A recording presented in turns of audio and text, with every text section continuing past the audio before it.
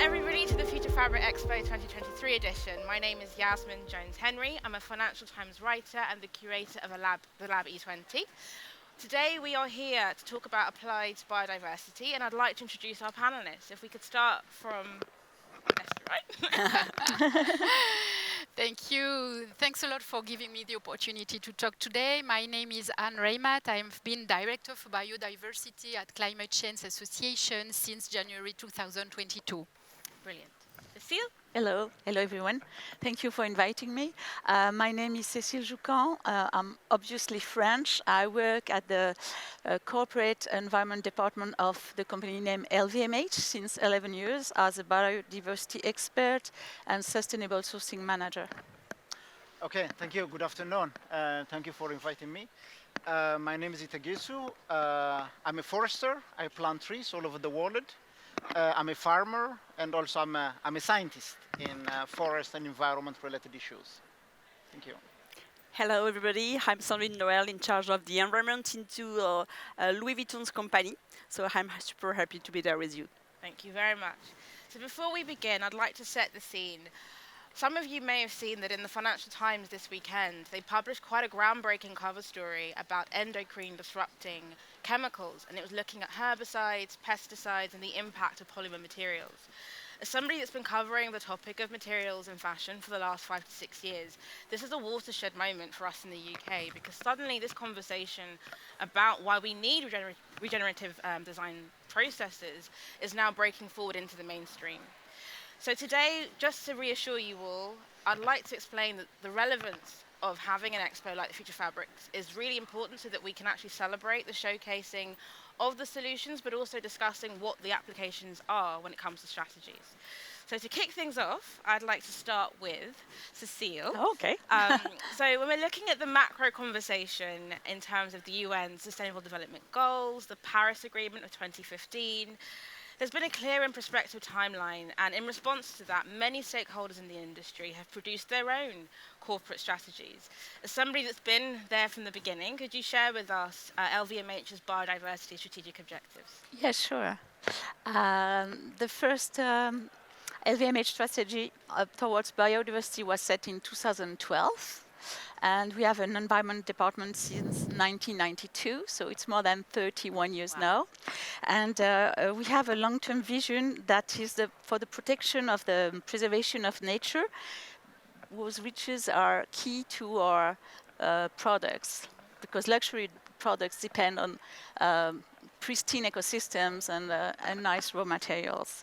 So we are taking action to making the protection and regeneration of biodiversity a key pillar of our environment strategy.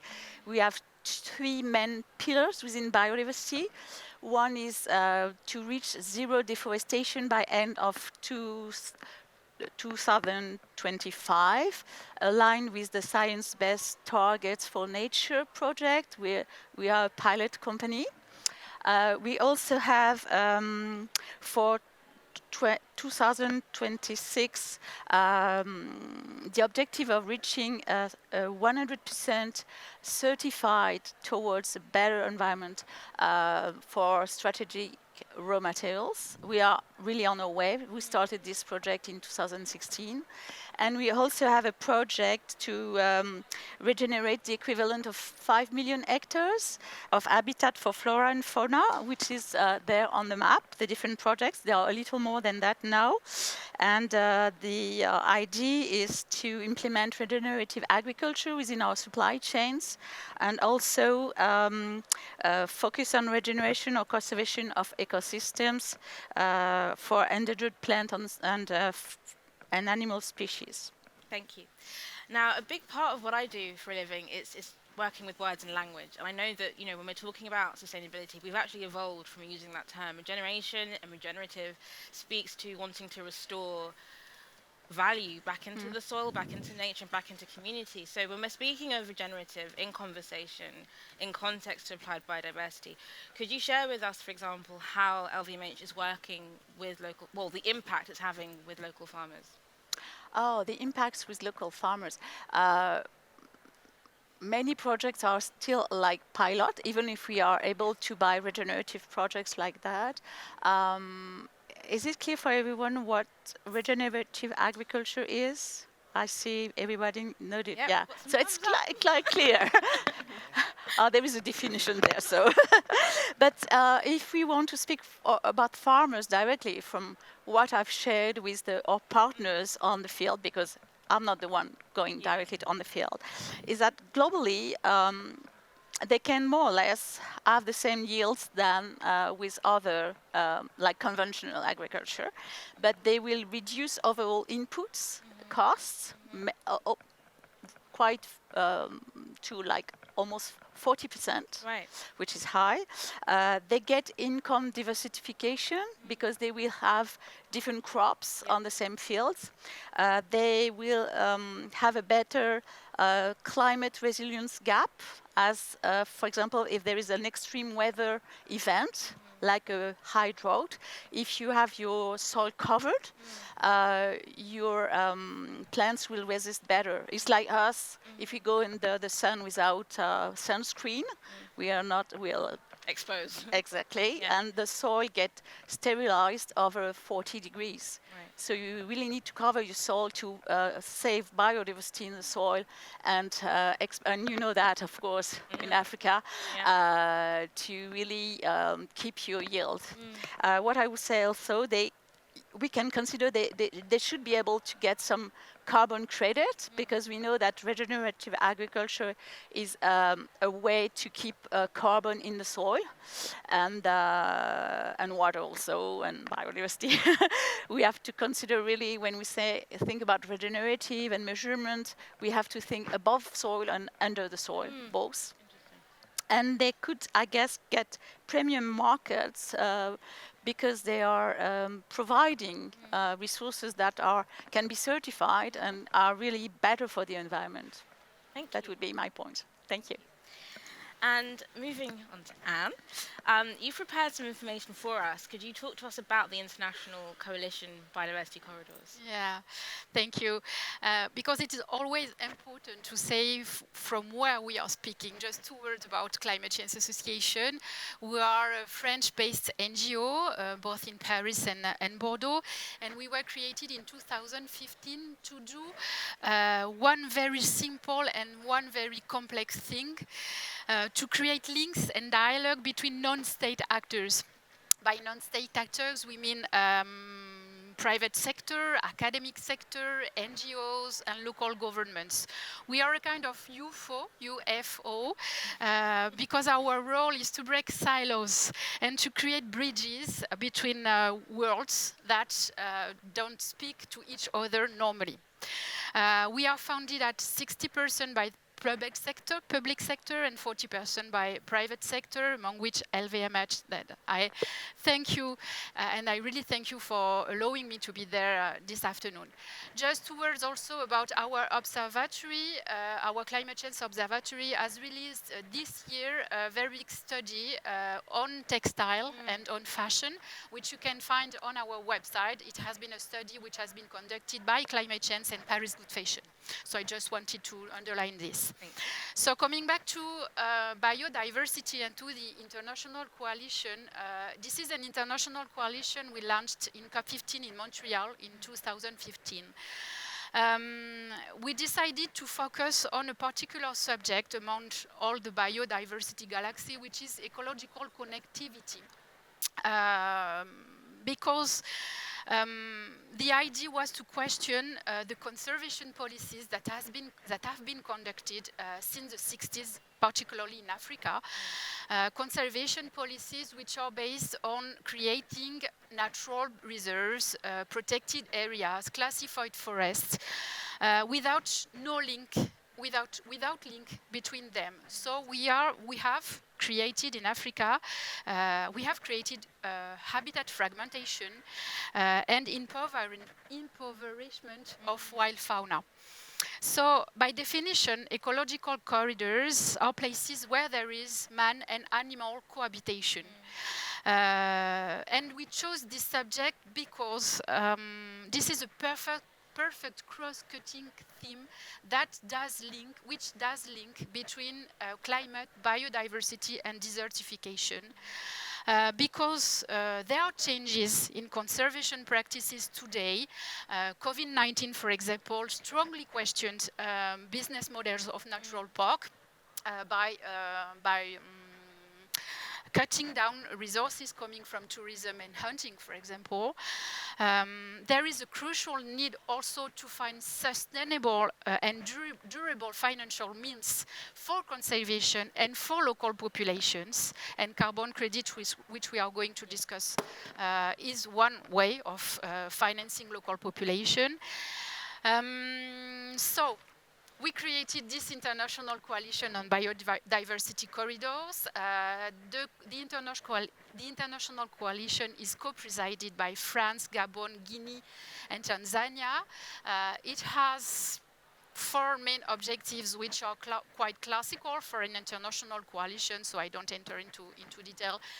But maybe the last objective, which is the development of demonstration projects, because we have one current demonstration projects which has been launched this year and which takes place in Guinea. The objective of this demonstration project is to create, to restore, or to maintain a big ecological corridor which goes from north to south of the country. So it's a very ambitious project. It is starting now. It is a 3 years duration project. I would be able to talk about this project for 1 hour, but we don't have an hour. I know. What I would say to sum up this project is that it will have 3 main chapters.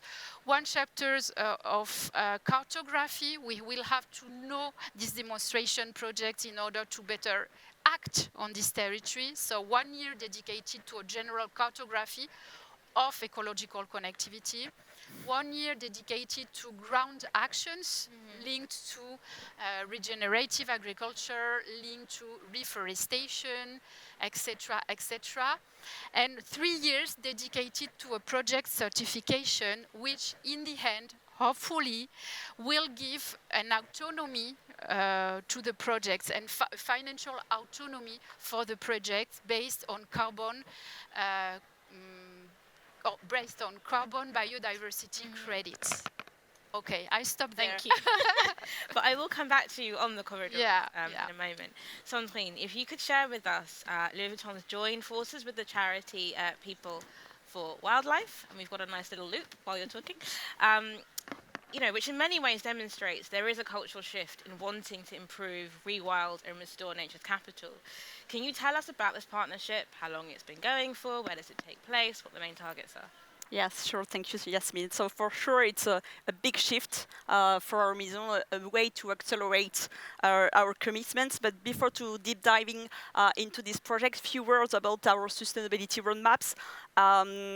LV has been advancing for many years on the path of the sustainability through 2 different missions, one dedicated to the social, impacting positively to society, and the other one on the environment, preserving natural resources, and our program named Our Committed Journey.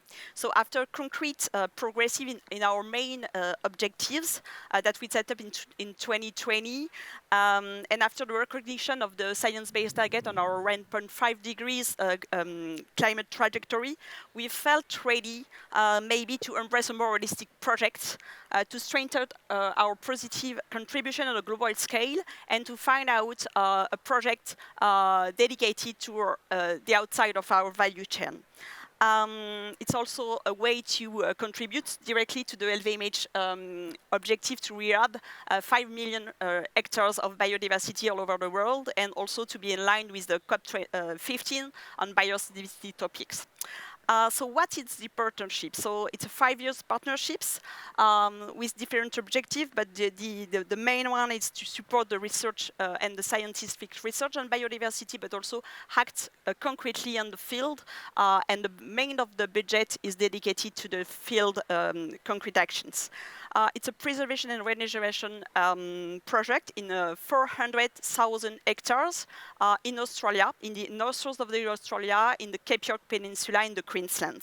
So this land is the habitat of 4,300 plants and animal species, a big one, and 200 are currently threatened. There are also indigenous people living there, 250 are there, and there are also highlanders that are already climate refugees. So why Australia? Australia, I think it's the most richest area in the world with a big diversity, biodiversity diversity.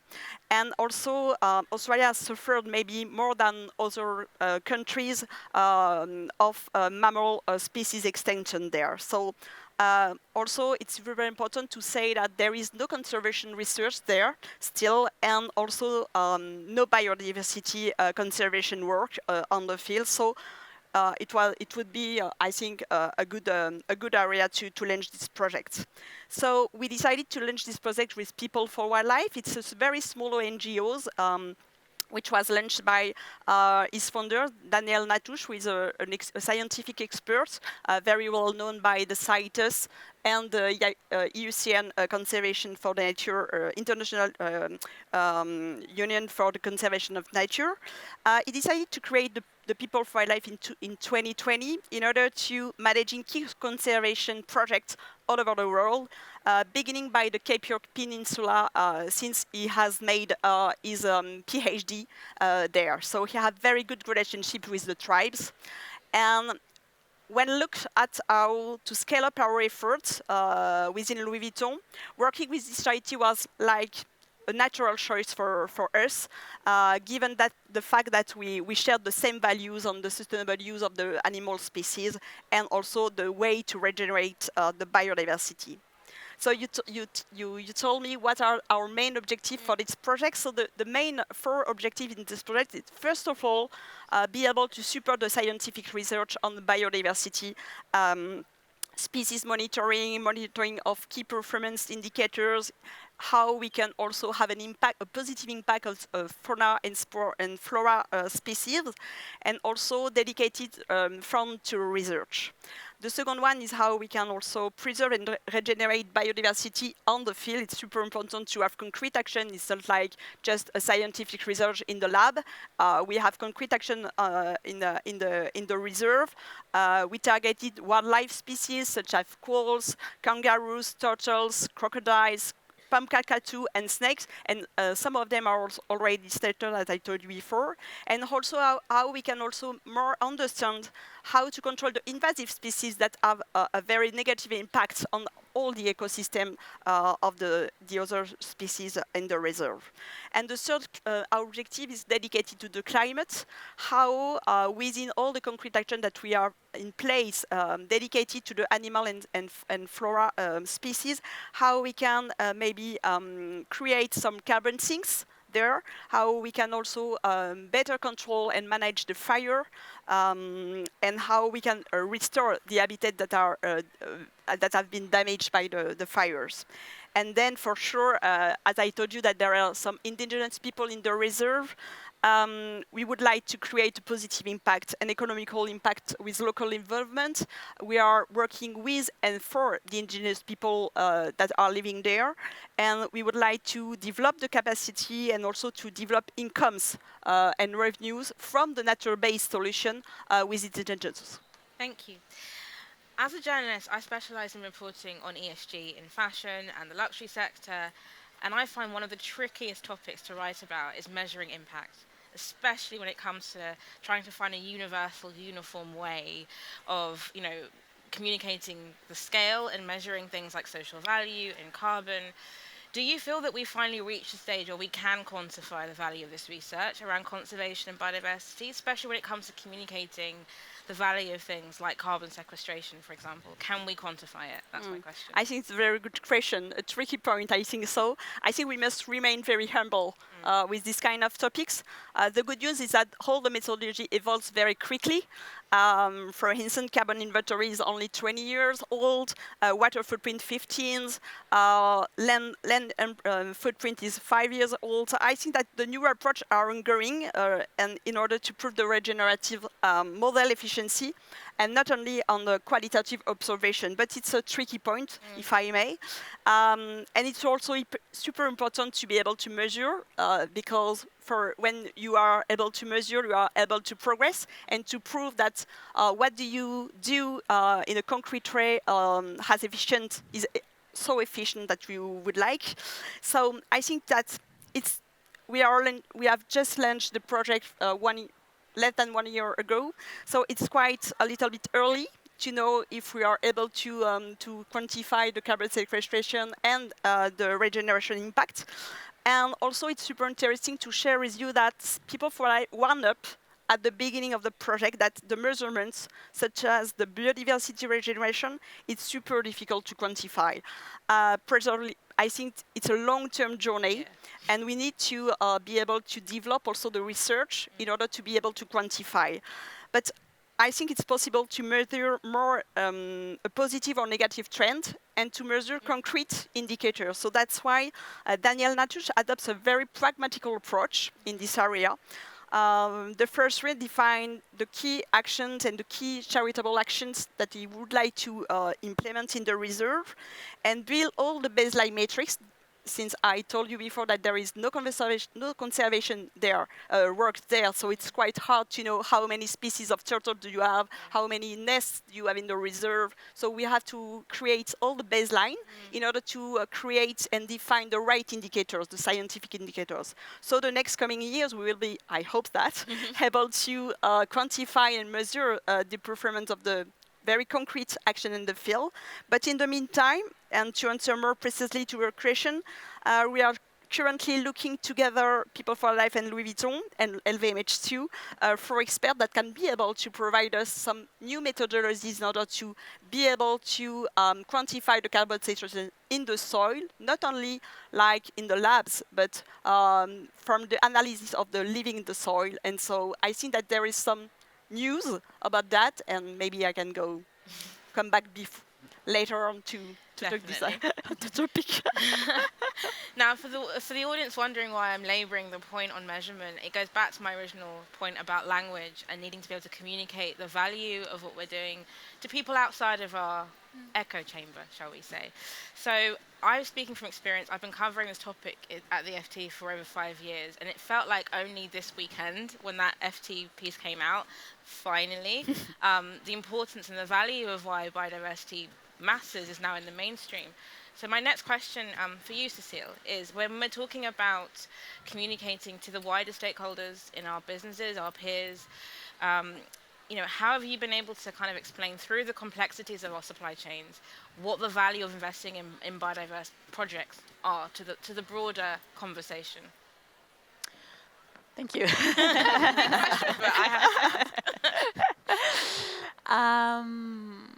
I think that we're aware of the 5 factors contributing to biodiversity loss, like soil conversion, alien invasive species, climate change, overexploitation. We try not to do that. We don't produce high quantities. And pollutions of different types, like plastic pollution, pollution coming from chemicals. Of course, all of these are impacting our raw materials production. And as said, we really need high quality raw materials to make high quality final products for our customers. So it's quite clear, and maybe COVID had something, because I think maybe wider than LVMH, but before people were thinking like biodiversity is quite far from us. Many of us live in cities and they don't realize, and younger ones don't always know what biodiversity really looks like. It really brings into light the fact that we are really totally related to nature. So I think for us, the idea is really to keep the ecosystems in the best way it can be, so we can still get our precious raw materials. Thank you. Does it help you? No, it's brilliant. You answered is we have to find a way to incentivize people to understand that it could be being motivated by the economic reasons, the moral reasons. Oh, no, not really. But it's We're lucky enough. But it's getting people to understand that everybody comes at it from a different perspective. And we also know that our human health is also related to self-interest, if nothing else. The sperm count, guys, it's going down. Thank you. So my next question is for you, Anne, coming back to you and our conversation around, well, what I want to ask you is, one of the biggest challenges, we understand the innovations out there, we understand the solutions, but it's about scalability. And I appreciate the Guinea project is obviously, it's a pilot, you've just begun, but do you think this approach towards climate biodiversity will be scalable in other countries? We really hope so, and it is one of the first goals of the project. What we do there in Guinea is obviously a conservation project, but it is above all a methodology, a project methodology, which consists in doing conservation, but also in giving the financial means to the project and to the local populations. Carbon credit will be one source of income, but there will be other ones also. To do this transfer, for example, we have a dedicated team there, composed of 2 people, one French woman and one Guinean, which are based in Conakry in the offices of our Guinean partner, so they will do methodology transfer. We have also MOU with the Ministry of Environment.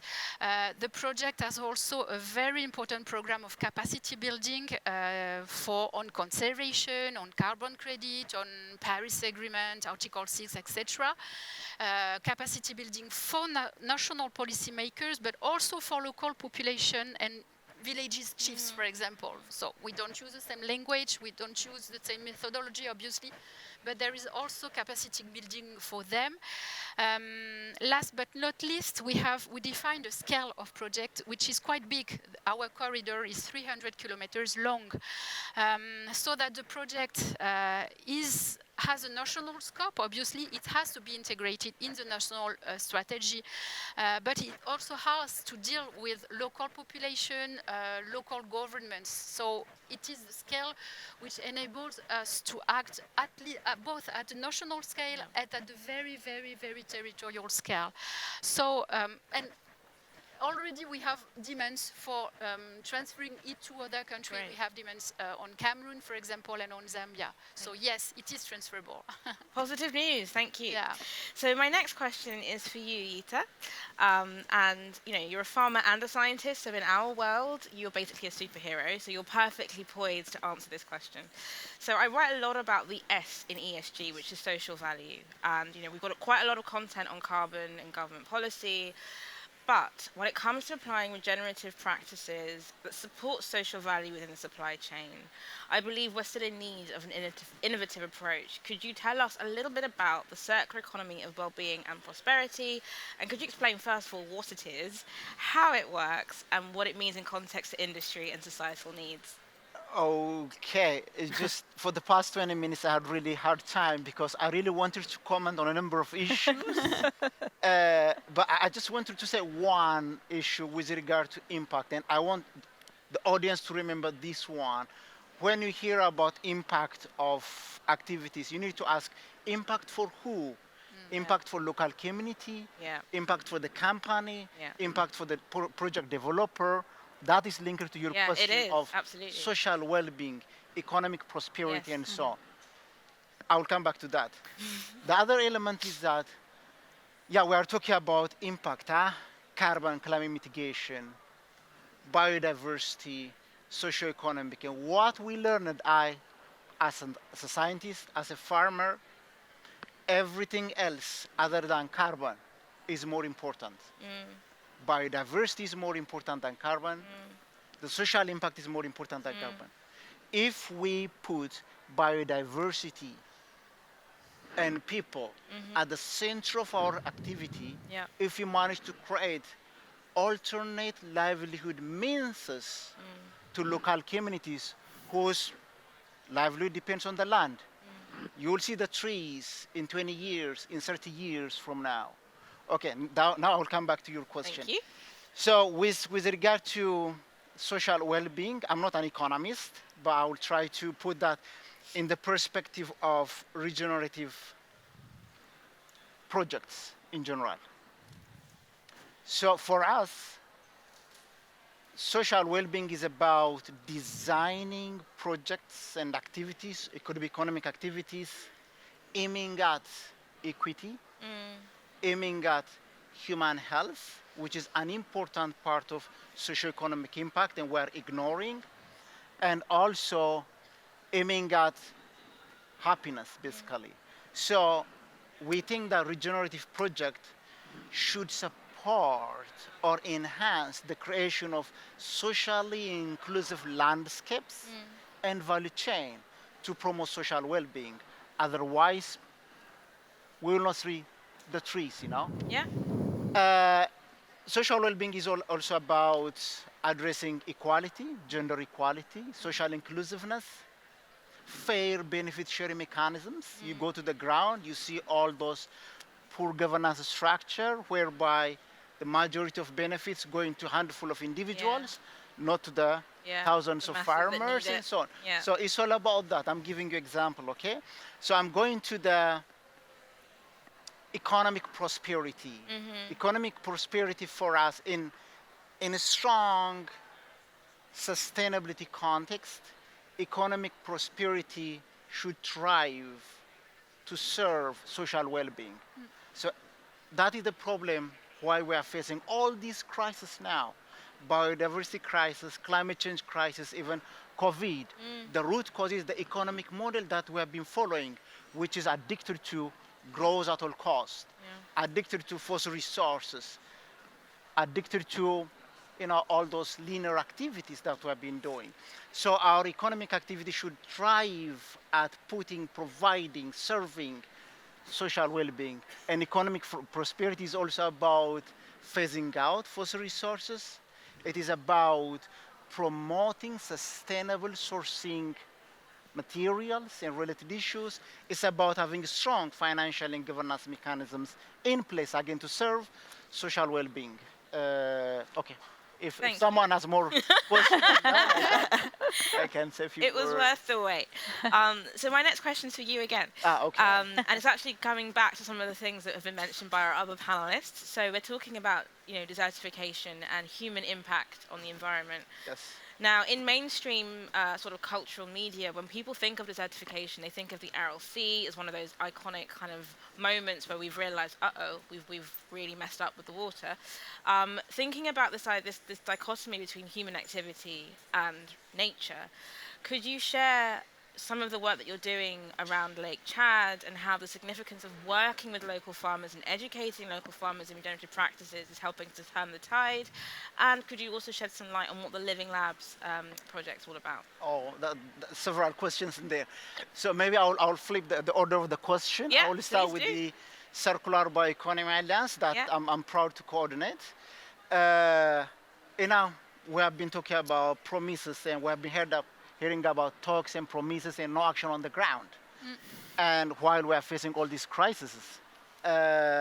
So in 2020, His Majesty King Charles established the Circular Bioeconomy Alliance to accelerate the transition towards a circular bioeconomy that is climate neutral, socially inclusive, and prospers in harmony with nature.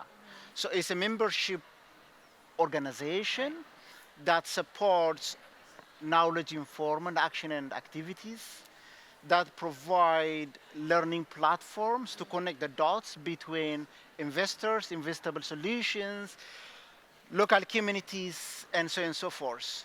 As core activity of the Alliance, CBA, the Circular Bioeconomy Alliance, we have been establishing what we call it a global network of living labs for nature, people, and planets to accelerate that transition, action on the ground.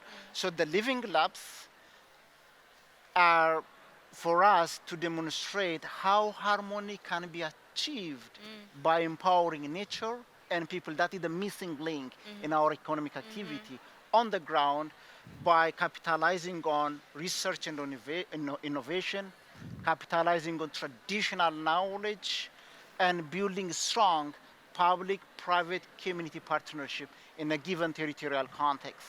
So our project in Chad, the picture you see, is all about that, action on the ground. So what you see there is a lake called Lake Chad that is, providing important amount of livelihoods to 35 to 45 million households in Chad, Cameroon, Niger, and Nigeria. But this lake, the picture you see is the difference between 1972 to 2018. So the lake has disappeared.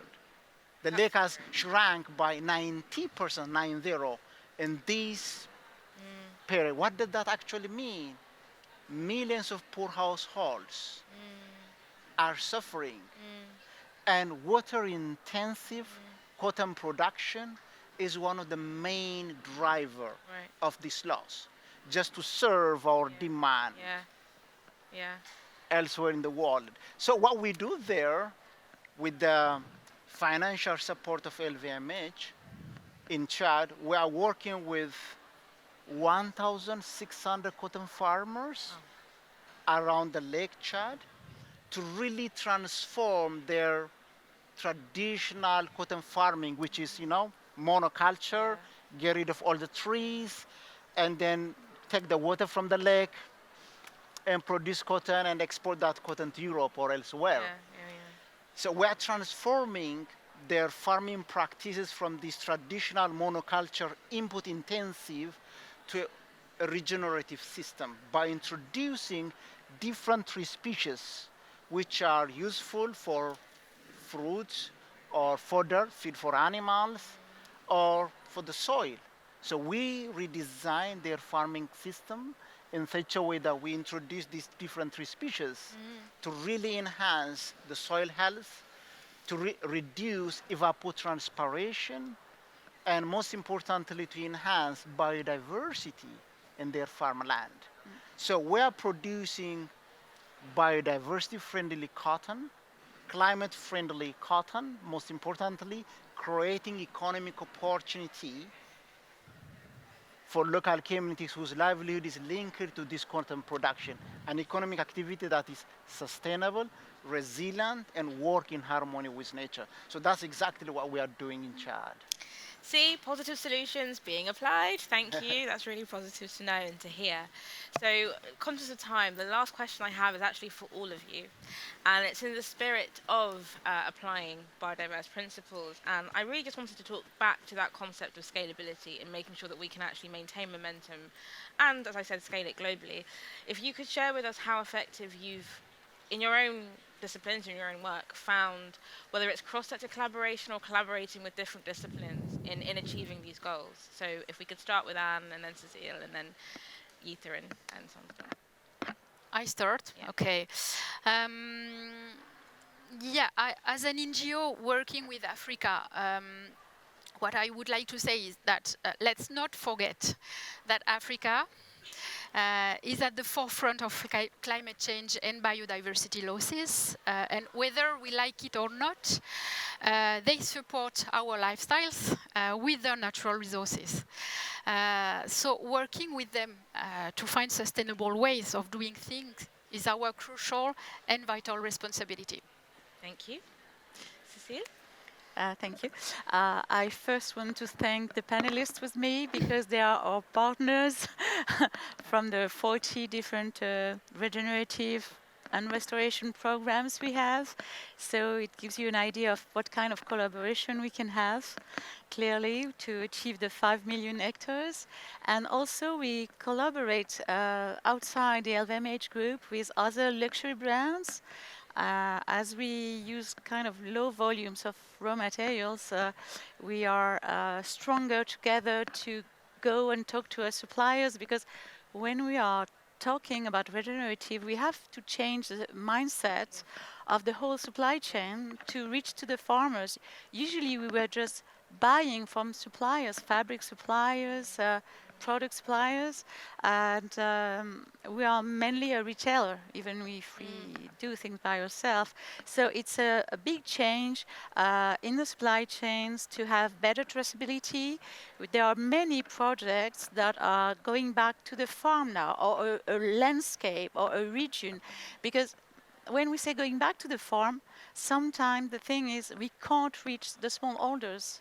If we want a perfect certification like the regenerative organic certification, smallholders can't really afford that. It's very important, like the project you're doing, that we are going through some facilitators, and this is collaboration for me. Perfect. Yita. Yeah, I strongly agree with the points raised by fellow panelists, and just a couple of elements. I look at sustainability everywhere in the poster there as well, and when I move around, I was thinking we should go beyond sustainability. In terms of, we have these classical pillars of sustainability, economic, social, and environmental. We need to go beyond that. We need to go beyond to create social and ecological resilience. We need to be able to create a value chain which is resilient in the face of climate change. Economic model, business model, resilient in the face of climate crisis and then related issues. So we need to bring that social and ecological resilience as part of our, dictionary and so on. And of course, sustainability and social ecological resilience, which is specific in a specific context, also requires transdisciplinary thinking, transdisciplinary approach, and so on, which means we need to collaborate. We need to work together. And most importantly, we need to put local communities and indigenous people at the center of our activity. There is no other way than working with them if you really want to have a resilient and sustainable activity, action, solution practices on the ground. Thank you. Powerfully said. And going back to our original kind of hypothesis about language, resilience needs to, as you say, that's my takeaway, is adding that into the roster of terms that we're using in biodiversity. And Sandrine, perfect. Yes, if you could sure. just share a lot of words already said, but to close, I think that yes, we have to imagine how we can have regenerative business model. It's super important, and for that, I think that we have to bring more values for people and for the environment. As you said, I think it's super important to be able to collaborate all together from local indigenous people, for instance, for people for wildlife example. Local communities are totally involved in the research also with the scientists, and they have a lot of knowledge to provide to us, since they know very well their land, and they are able to have the precise idea to how we can also regenerate their own land. And at a company level, we are a big company, and it's super important to maybe to create more links with the farmers, as you said, Cécile, to be able to trace more our supply chains, be able to work very closely with the farmers, with the cultivators, with the field, in order to be able to be sure that we have a very positive impact both for the environment and the social aspects. Thank you very much. Now, to the audience, I'm so sorry. I've had all of their time, but they will be around if you need them. The stand's just over there, so please bring those questions to them. I'd like to thank our panelists for your generosity and your time, and thank you all for being so brilliant, even though I've not let you speak. And yeah, that's been it. That's us. Thank you. Thank you. Thank you.